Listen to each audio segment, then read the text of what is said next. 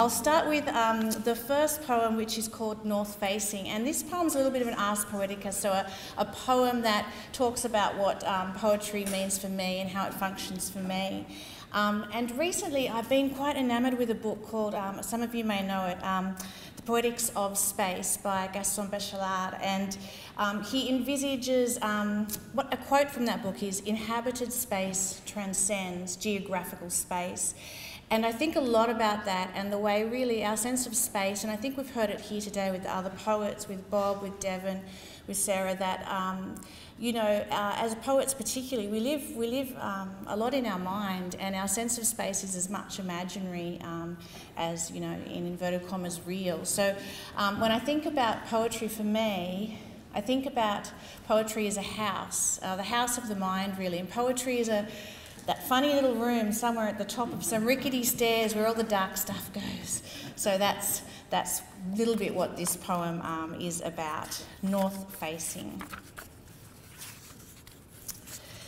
This house has too many windows. Anyone can see in. It's one of those houses people stroll through the back door. They feel free. This house was not chosen by me, but by my husband and father, who pronounced it to be a fine, solid, master-built house, built by masters who morph into monsters. It opens benignly to the morning sun, turning in the right direction. I'm told I should be grateful. I am not, which makes me... This house has two stories. The downstairs unrolling like a fiery tongue. I was always afraid to be pushed down. But now that the opening is closing, touch wood, I've begun to write over the holy hole we punched in the door of hell. They say suffering is good for you. I can't tell. This is not my home. I don't live here. I abide in the safe house my mind has constructed from wordwood. Only I can enter the back door. Others must knock. If I choose not to be home, I'm not. But here, my face faces painfully outwards, overexposing its north-lit bits. Here there is only one room to hide in, one secret space in which to sit, and this gash of a poem, this is it.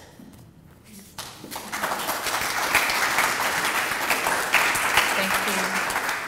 So the next poem comes from the second part of the book, which is called Suburban Fantasy. So it's sort of exploring women's roles and as wives and mothers and so forth. The first poem is called Plot, and it's a bit of a remix, well, it is a remix of Philip Larkin's The Whitsun Wedding. So that incredible poem, you know, most of us would know, where he's the poet sitting on the train going down to London, and he sees all the newly married couples jumping on, about to start their life, and he ends the poem with this fabulous image. There swirled a sense of falling like an arrow shower sent out of sight, somewhere becoming rain.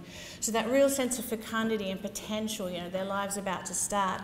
But I began to think about this, you know, I love Larkin's poetry, but apparently he was a bit of a, you know, not the most pleasant dude necessarily, a bit of a misanthrope, but I was thinking he probably didn't know much about how it was for women. That would have been the 40s or 50s, you know, and what was their life going to be like, what was their potential. So I remixed Whitsun Weddings very boldly, I think, taking words here and there and creating a conversation with Larkin, talking about what that may have looked like for women.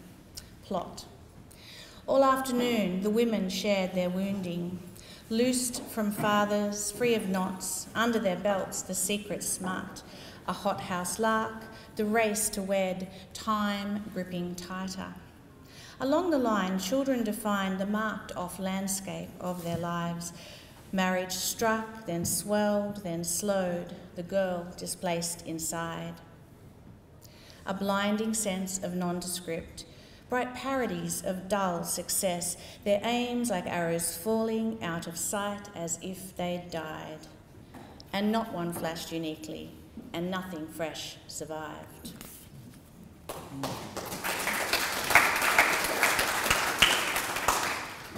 The last poem I'm going to read is called Incarnate, and it's a poem I wrote for my late friend Ramon Loyola. So some of you may know his work or may have known him. He was a poet who died in 2018. he had a brain aneurysm. He was only 52. He died really suddenly, and he was a beautiful, beautiful soul. And when he passed away, his family, he had a lovely library, you know, of books. He was such a great reader and supporter of other writers. His family opened up his, you know, private library and said, you know, to his friends to come and take a book in memory of him. So I went and took a book which was For Reincarnations by Max Rickville. So Max Rickville was an American poet. He also died, you know, quite young, 26, I think, of cancer. And so I began to think about the way poets, even though we do pass on, we're still in conversation with each other, and the way I was getting this book from a poet who'd passed, from my friend who had passed, and the way we all, we remain in conversation and we build upon each other's work and thoughts, and we take solace from each other. So this is In Memoriam Ramon Loyola, Incarnate. I'm reading For Reincarnations by Max Rickville, the book An Unintentional Bequest by my friend, the poet Ramon Loyola. Unlike Max, Ramon was evicted by his body from life suddenly, unexpectedly. He left like you leave your home every morning, intending to return. Stepping out, his soul shed all but what barely exists, leaving behind just those earthly accoutrements which others might find useful.